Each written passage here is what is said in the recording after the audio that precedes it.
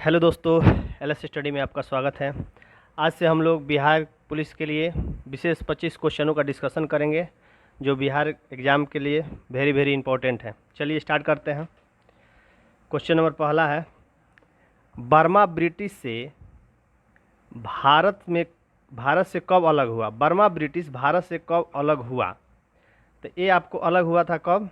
1935 के अधिनियम के तहत हुआ था। कब हुआ था? 1935 के अधिनियम के तहत। ठीक है। जब बर्मा ब्रिटिश से अलग हुआ 1935 में, तो अंग्रेज़ों ने 3 युद्ध किया था। अंग्रेज़ों ने कितने युद्ध किए थे? 3। अंततः इसे लॉर्ड डॉफरिन, कौन था? लॉर्ड डॉफरिन। लॉर्ड डॉफरिन कौन था? तो लॉर्ड डॉफरिन ने, डॉफरिन के काल में किया गया था। बर्मा पर शासन भारत शासन के साथ साथ होता था। भारत शासन एक्ट 1935 के अधिनियम बर्मा, अदन और भारत से अलग कर दिया गया। कब किया गया? 1935 अधिनियम के तहत। चलिए नेक्स्ट क्वेश्चन देखते हैं। तो नेक्स्ट क्वेश्चन है कि भारत के साथ सबसे कम स्थलीय, क्या कह रहा है? भारत के साथ सबसे कम स्थलीय सीमा कौन बनाता है? ये 4 ऑप्शन में बताना है कि भारत के साथ सबसे कम स्थलीय सीमा कौन बनाता है। तो देखिए, सबसे ज़्यादा तो बांग्लादेश बनाता है। बांग्लादेश बनाता है कितना? 4096 किलोमीटर। 4096 किलोमीटर बनाता है। अच्छा, उसके बाद चीन है, तो चीन कितना बनाता है? चीन बनाता है 3488 किलोमीटर। 3488 किलोमीटर बनाता है। पाकिस्तान कितना बनाता है? 3323 किलोमीटर। 3323 किलोमीटर। और म्यांमार मात्र बनाता है इस ऑप्शन के अनुसार 1643 किलोमीटर। 1643 किलोमीटर। तो इस ऑप्शन के अनुसार ऑप्शन डी सही हो जाएगा। लेकिन सबसे कम अगर पूछता है तो स्थलीय सीमा किसका है? अफगानिस्तान का। चलिए नेक्स्ट क्वेश्चन देखते हैं। नेक्स्ट क्वेश्चन है कि न्यू डेवलपमेंट बैंक का मुख्यालय कहाँ है? न्यू डेवलपमेंट बैंक का मुख्यालय कहाँ है? तो न्यू डेवलपमेंट बैंक का मुख्यालय शंघाई में है। कहाँ है? शंघाई में। शंघाई कहाँ है? चीन में। शंघाई कहाँ है? चीन में। ये चीन में है। न्यू डेवलपमेंट बैंक की स्थापना कब हुआ था? तो न्यू डेवलपमेंट बैंक की स्थापना आपको हुआ था कब? 15 जुलाई 2014 को। 15 जुलाई 2014 को न्यू डेवलपमेंट बैंक का स्थापना किया गया था। और इसके प्रथम अध्यक्ष कौन थे? प्रथम अध्यक्ष थे के वी कामत थे। प्रथम अध्यक्ष कौन थे? तो के वी कामत थे। ठीक है। और इसके वर्तमान अध्यक्ष अभी कौन है? वर्तमान अध्यक्ष डिल्मा रूसेफ है। चलिए नेक्स्ट क्वेश्चन देखते हैं। नेक्स्ट क्वेश्चन है कि भारत जनजातीय खेल महोत्सव आयोजन कहाँ किया गया है? भारत जनजातीय खेल महोत्सव आयोजन कहाँ किया गया है? तो ये किया गया आपको भुवनेश्वर में। कहाँ किया गया है? भुवनेश्वर में। भुवनेश्वर कहाँ है? भुवनेश्वर उड़ीसा की राजधानी है। उड़ीसा की राजधानी कहाँ है? भुवनेश्वर। ठीक है। हैदराबाद में बोनालू त्यौहार मनाया जाता है। हैदराबाद में क्या होता है? बोनालू त्यौहार मनाया जाता है हैदराबाद में। अच्छा ठीक। अच्छा, अगस्त 2023 में पुस्तकालय महोत्सव कहाँ आयोजित किया गया? दिल्ली में। अगस्त 2023 का पुस्तकालय मेला दिल्ली में आयोजित किया गया। अच्छा, लद्दाख। तो लद्दाख में क्या है? लद्दाख हेमिस उत्सव मनाया जाता है। हेमिस उत्सव कहाँ मनाया जाता है? लद्दाख। चलिए नेक्स्ट क्वेश्चन देखते हैं। नेक्स्ट क्वेश्चन है कि कालिदास सम्मान पुरस्कार प्रारंभ किसने किया? मतलब कौन सा राज्य कालिदास सम्मान पुरस्कार प्रारंभ किया? तो कालिदास सम्मान पुरस्कार यह आपको मध्य प्रदेश ने प्रारंभ किया। मध्य प्रदेश सरकार ने प्रारंभ किया। और इस सम्मान में कितने लाख रुपया मिलती है? 5 लाख। इस सम्मान में कितने लाख रुपया दी जाती है? 5 लाख। 5 लाख रुपया दी जाती है। कालिदास को भारत में संस्कृत का सबसे बड़ा कवि माना जाता है। कालिदास को भारत में संस्कृत का सबसे बड़ा कवि भी माना जाता है। कालिदास गुप्त वंश के महान शासक चंद्रगुप्त द्वितीय के दरबार में भी रहता था। वे चंद्रगुप्त द्वितीय के 9 रत्न में से एक थे। कौन? कालिदास 9 रत्नों में से भी एक थे। कालिदास की रचना कुछ है जिसका अभिज्ञान शाकुंतलम नाटक है, जो कालिदास की महान कृति है। चलिए नेक्स्ट क्वेश्चन देखते हैं। नेक्स्ट क्वेश्चन है मालगुडी डेज के रचनाकार कौन थे? मालगुडी डेज के रचनाकार कौन थे? तो ये थे आपको आर के नारायण। ऑप्शन बी सही होगा। कौन थे? आर के नारायण। तो आर के नारायण के अन्य प्रसिद्ध रचना भी है। उनकी एक और रचना है स्वामी। कौन रचना है? स्वामी भी है। उनके स्वामी और उनके दोस्त है, स्वामी और उनके दोस्त है। द डार्क रूम है, द डार्क रूम भी है। कौन सा है? द डार्क रूम भी है, द डार्क रूम भी है। मालगुडी का आदमखोर भी है, द इंग्लिश टीचर भी है। ठीक है। अच्छा, उसके बाद हम देखेंगे मुल्क राज आनंद। मुल्क राज आनंद के बारे में जानेंगे तो ये इनकी रचना है कुल्ली। मुल्क राज आनंद ने कुल्ली, to lips, to lips, to lips हो गया। उसके बाद आज इनकी रचना है डेथ ऑफ ए हीरो, इन्हीं की रचना है। उसके बाद देखेंगे हम आर लक्ष्मण को, तो आर लक्ष्मण के बारे में इनकी रचना है, आर लक्ष्मण की रचना है कार्टून, इनकी रचना है कार्टून। उसके बाद द टनल ऑफ टाइम, इनकी आत्मकथा, द टनल ऑफ टाइम इनकी आत्मकथा है। अच्छा, मुकुल केशवन, मुकुल केशवन एक भारतीय इतिहासकार और उपन्यासकार दोनों थे, इतिहासकार और उपन्यासकार, इतिहासकार और उपन्यासकार दोनों थे। चलिए नेक्स्ट क्वेश्चन देखेंगे कि फिजी, नेक्स्ट क्वेश्चन है कि फिजी देश की राजधानी कौन सी है? फिजी देश की राजधानी तो कौन सी है? तो फिजी देश की राजधानी सुआ है, सुआ है।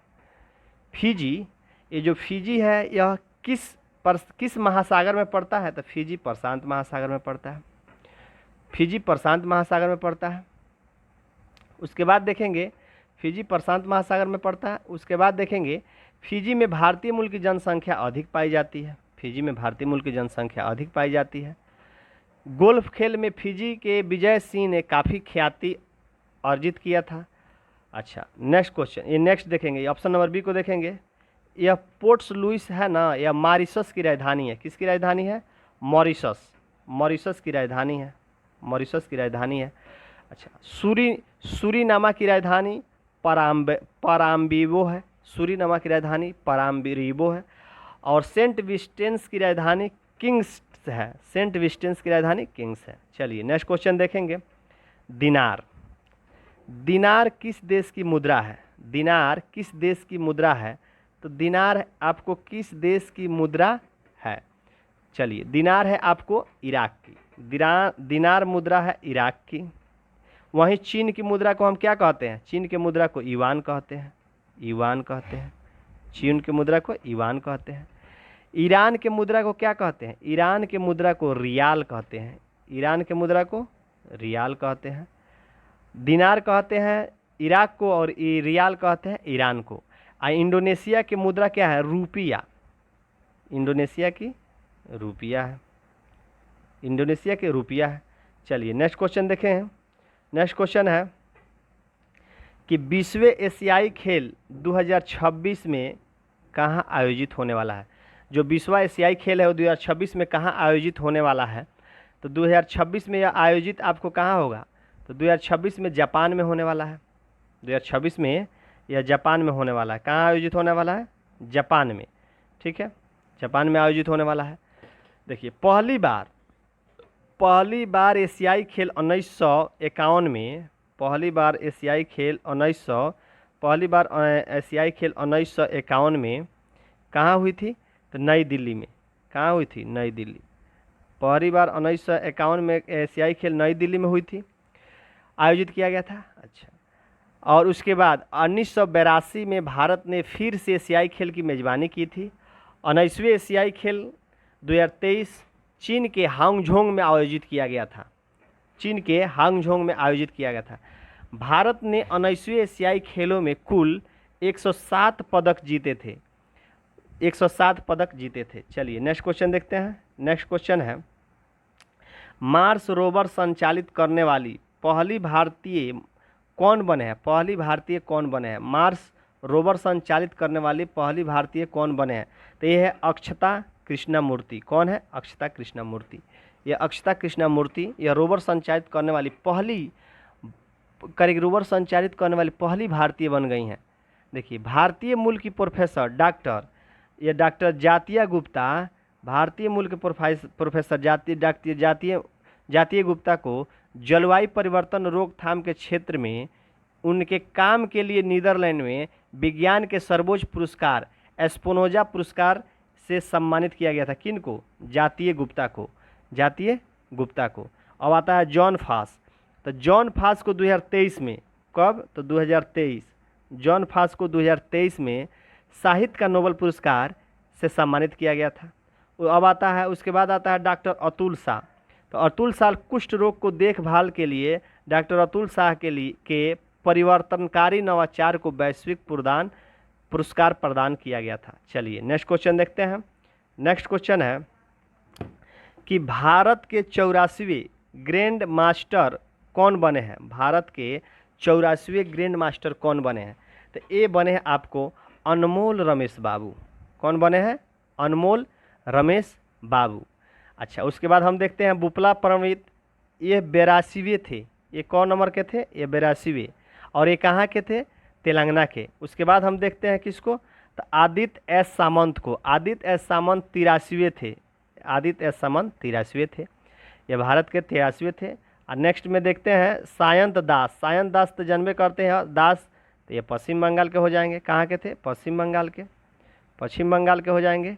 और ये 81वें थे। 81वें थे। चलिए नेक्स्ट क्वेश्चन देखते हैं। तो नेक्स्ट क्वेश्चन है कि भारतीय उपमहाद्वीप का सातवां करेंगे। भारतीय उपमहाद्वीप का सातवां सबसे पुराना विश्वविद्यालय पटना विश्वविद्यालय कब स्थापना हुआ? तो इसकी स्थापना देखिए, इसकी स्थापना 1917 में हुई थी। कब हुई थी? 1917 में हुई थी। तो 1917 में हुई थी। इसके पटना विश्वविद्यालय बनने से पूर्व बिहार में अवस्थित कॉलेज कलकत्ता विश्वविद्यालय के क्षेत्राधिकार में आता था। मैंने पटना विश्वविद्यालय 1917 से पहले बिहार के जितने क्षेत्र इसका कार्य क्षेत्र था, यह कलकत्ता के क्षेत्र के अंतर्गत आता था और कलकत्ता क्षेत्र के अंतर्गत आता था। ठीक है, चलिए नेक्स्ट क्वेश्चन देखते हैं। नेक्स्ट क्वेश्चन है कि अंतर्राष्ट्रीय योग दिवस कब मनाया जाता है? तो अंतर्राष्ट्रीय योग दिवस 21 जून को मनाया जाता है। कब मनाया जाता है? 21 जून को मनाया जाता है। अंतर्राष्ट्रीय योग दिवस भारत सरकार के प्रयास से, किसके प्रयास से? भारत सरकार के प्रयास से यूएन द्वारा, भारत सरकार के प्रयास से यूएनओ द्वारा 2015, कब? तो 2015 से मनाना प्रारंभ कर दिया गया। कब से मनाना प्रारंभ कर दिया? 2015 से मनाना प्रारंभ कर दिया गया। अंतर्राष्ट्रीय योग दिवस 2023 का थीम क्या था?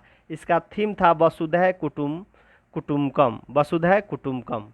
ठीक है, चलिए ये हो गया 21 जून। उसके बाद आता है आपको 21 मार्च। तो 21 मार्च को विश्व वानिकी दिवस मनाते हैं। 21 मई को आतंकवादी विरोध दिवस मनाते हैं और 25 दिसंबर को राष्ट्रीय सुशासन दिवस मनाते हैं। नेक्स्ट क्वेश्चन देखते हैं। तो नेक्स्ट क्वेश्चन है कि जालियांवाला बाग हत्याकांड जो हुआ था, जालियांवाला बाग, तो ये जालियांवाला बाग है कहाँ? तो जालियांवाला बाग है कहाँ? जालियांवाला बाग अमृतसर में है। कहाँ है? अमृतसर में है। जालियांवाला बाग जाला नाम के एक सरदार का था। जालियांवाला बाग जो था ना, यह जाला नाम का एक सरदार का था, जो अब राष्ट्रीय शहीद स्मारक बन गया है। 13 अप्रैल, कब? 13 अप्रैल, ठीक है, 13 अप्रैल 1919 को जनरल डायर जनसभा पर गोली चलाने का आदेश दे दिया, जिसमें लगभग कितने व्यक्ति मारे गए थे? इसमें लगभग 1000 व्यक्ति मारे गए थे। कितने? 1000 व्यक्ति। सरकारी रिपोर्ट कहता है, सरकारी रिपोर्ट के अनुसार कितने? 379 ही, लेकिन 1000 मारे गए थे। हंटर आयोग जालियांवाला बाग हत्याकांड के जांच के लिए गठित किया गया था। कौन सा आयोग? तो हंटर आयोग।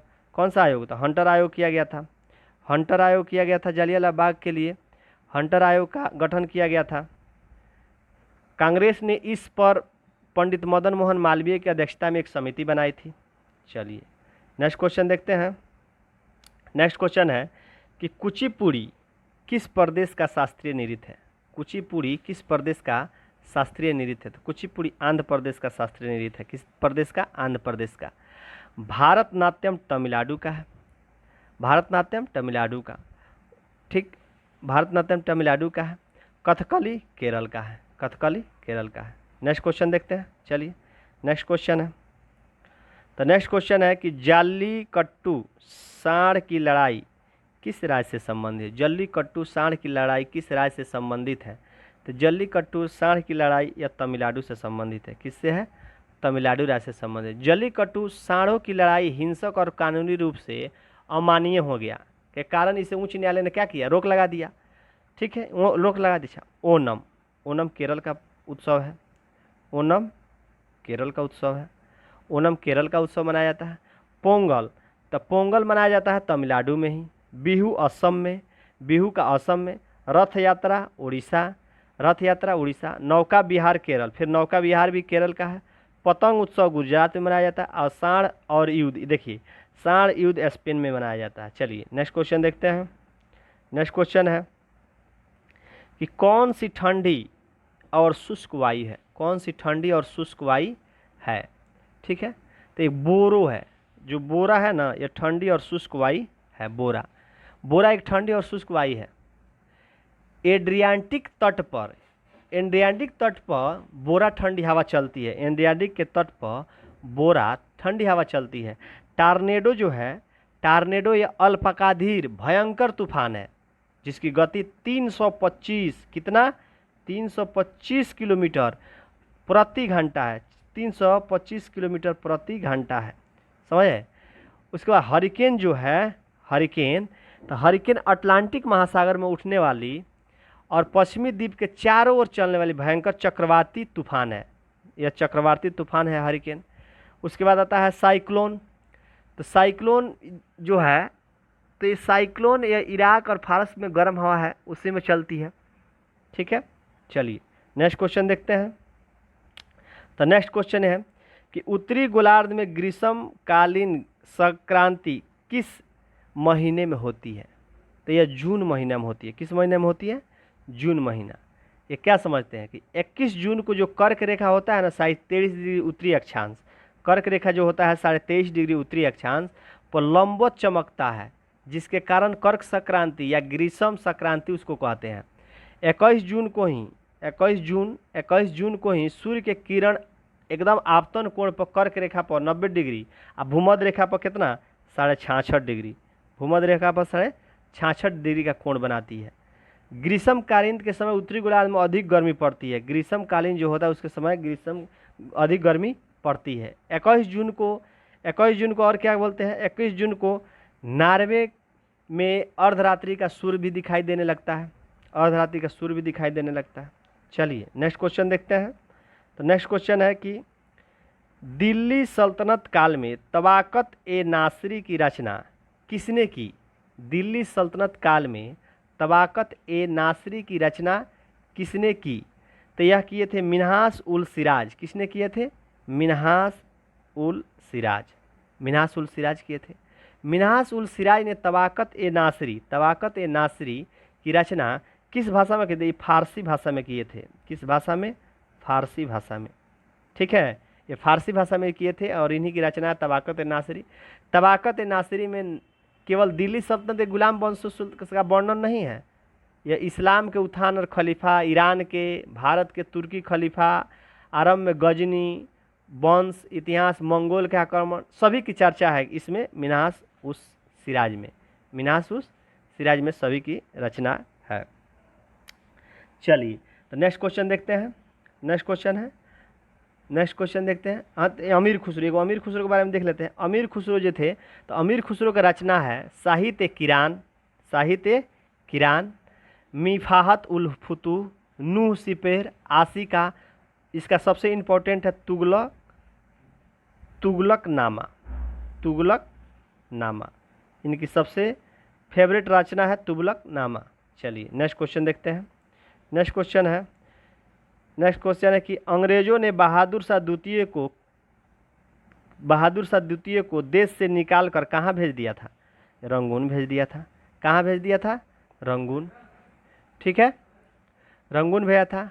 वर्तमान में रंगून को हम क्या बोलते हैं? वर्तमान में बर्मा का नाम म्यांमार हो गया है, उन्हीं का वर्तमान में बर्मा का नाम म्यांमार, उसी को बोलते हैं। बहादुर शाह द्वितीय यह अंतिम मुगल सम्राट था। बहादुर शाह द्वितीय अंतिम मुगल सम्राट था। 1857 के विद्रोह में, 1857 के जो विद्रोह हुआ था, वह विद्रोह का नेतृत्व यही किए थे, बहादुर शाह द्वितीय ने किए थे। बहादुर शाह द्वितीय को हडसन ने हुमायूं के मकबरे से पकड़ लिया था। कौन पकड़ा था रुंग?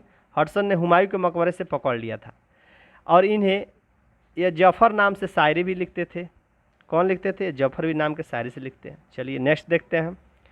नेक्स्ट क्वेश्चन है, तो नेक्स्ट क्वेश्चन देखते हैं। नेक्स्ट क्वेश्चन है, भारतीय आधिकारिक गोपनीयता और अधिनियम कब पारित किया गया जिसे प्रेस स्वतंत्रता प्रतिबंध कर दिया गया? यह कब पारित किया गया जिसे प्रेस स्वतंत्रता प्रतिबंध? 1904 में। कब किया गया? तो 1904 में। भारतीय आधिकारिक गोपनीयता जो थे अधिनियम 1904 में पारित किया गया, जिससे प्रेस की स्वतंत्रता को प्रतिबंध कर दिया गया। उस समय कर्जन के समय यह पहली बार प्रत्येक प्रांत और केंद्र स्तर पर एक निदेशक के अधीन एक पृथक गुप्तचर विभाग की स्थापना की गई थी 1904 में। वायसराय लॉर्ड कर्जन के काल में ही, लॉर्ड कर्जन के कार्यकाल के दौरान ही अधिनियम में संशोधित किया गया और इसे the Indian official secret act 1904 यानी कि 1904 पारित किया गया। सरकारी गोपनीयता कानून 1923 में आया। चलिए नेक्स्ट क्वेश्चन देखते हैं। नेक्स्ट क्वेश्चन है कि सबसे अधिक प्याज उत्पादन करने वाला राज्य कौन है? तो सबसे अधिक प्याज उत्पादन करने वाला महाराष्ट्र है। सबसे अधिक प्याज उत्पादन करने वाला महाराष्ट्र है। चलिए नेक्स्ट क्वेश्चन देखते हैं। कौन सी भारत की सबसे कृत्रिम झील ताजे पानी का झील है? कौन है? यह शिवाजी सागर झील है। कौन सा है? शिवाजी सागर झील है। नेक्स्ट क्वेश्चन देखते हैं। नेक्स्ट क्वेश्चन है कि निम्नलिखित में से किस राज्य में ऊपरी सदन नहीं है? या महाराष्ट्र में नहीं है। देखिए 6 राज्य में है। 6 राज्य में कौन कौन में है? 6 राज्य में पश्चिम बंगाल में नहीं है। 6 राज्य में है। महाराष्ट्र में है, उत्तर प्रदेश में है, बिहार में है, कर्नाटक में है, तमिलनाडु, तेलंगाना, आंध्र प्रदेश। 6 राज्यों में है। चलिए नेक्स्ट क्वेश्चन देखते हैं कि प्रथम लोकसभा स्पीकर कौन थे? प्रथम लोकसभा स्पीकर जीव मालंकर थे। प्रथम लोकसभा स्पीकर जीव मालंकर थे। अभी हाल फिलहाल में कौन लोकसभा था? 17वीं। अभी 18वीं का चुनाव होने जा रहा है। 17वीं का लोकसभा का अध्यक्ष कौन थे? तो ये थे ओम बिरला। कौन थे?